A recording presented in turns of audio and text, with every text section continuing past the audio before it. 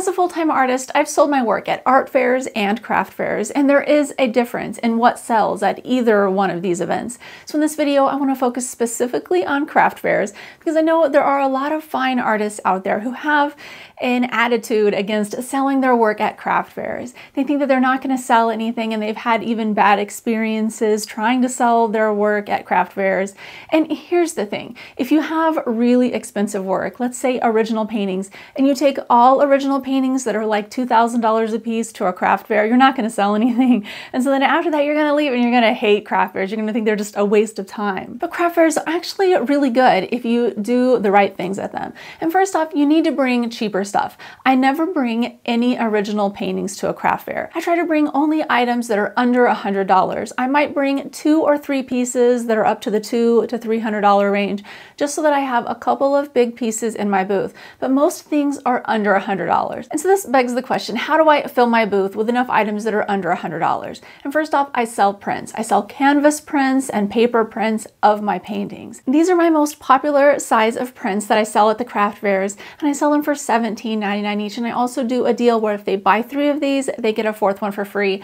Now I have a lot of different types of prints. I sell about 300 different animal paintings as my 8x10 size prints. I also sell canvas prints like this one for $100. I make these myself so that I can afford to be able to sell them for this lower price. You can also find places online that will print them for you, but sometimes the cost for having a canvas print might be around $30 to $50, and so sometimes that might not be worth it for you to sell for $100. So I would suggest to really check your prices on the products that you decide to offer in your art booth to make sure that you're going to be making enough off of them to make it worth your time. Also, customers at craft fairs love stickers and magnets. You can get these printed for really cheaply on the internet. I'll post some links to the companies that I use in the description, but these are great because people are looking for really cheap, affordable gifts at craft fairs very often. Another thing I like to do is get my artwork printed on postcards. I have a company who makes these for me. Again, I'll put that in the description if you'd like that resource.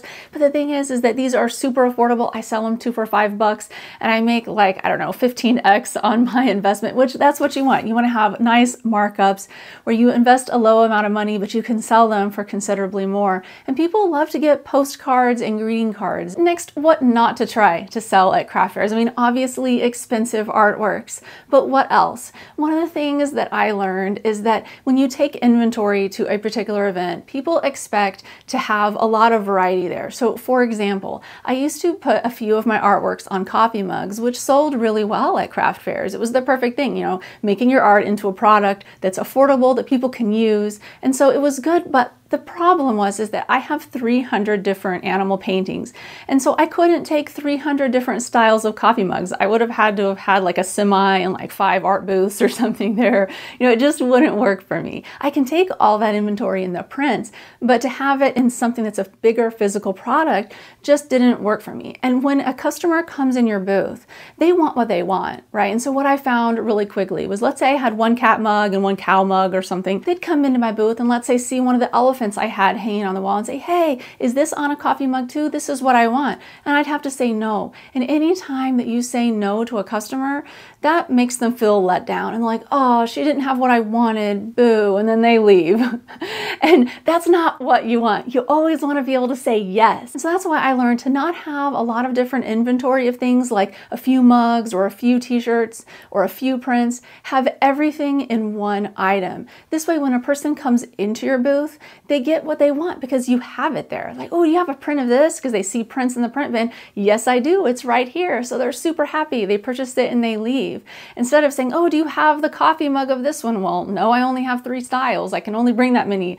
I mean, I'm a small artist. What do you expect? I'm not Walmart. But the thing is that they expect you to have it all, or at least subconsciously they do. I mean, I think realistically, they know that you can't have everything all the time of every different thing that you offer, but they really want you to. So keep that in mind when you decide what products to actually put your artwork on, is you want to have everything available in every product if possible, or at least have most things available. Another thing that is crucial to think about is your booth design, just how you're having it look at the craft show.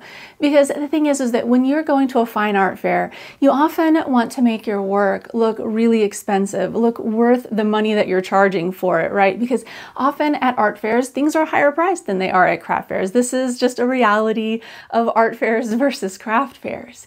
And so when you go to the craft fair, you want to make your booth look a little less expensive. You don't want it to look so good. And I know this is kind of counterintuitive, and it's advice that maybe not everybody is giving, but this is something that has really worked for me. So I try to get my booth to look a little less good, a little less expensive at the craft fairs. And most often craft fairs are indoors, and oftentimes art fairs are outdoors. Now this isn't always the case, but you will see more often than not that the fine art fairs are outside, and so you've probably got a booth that you have for using outside.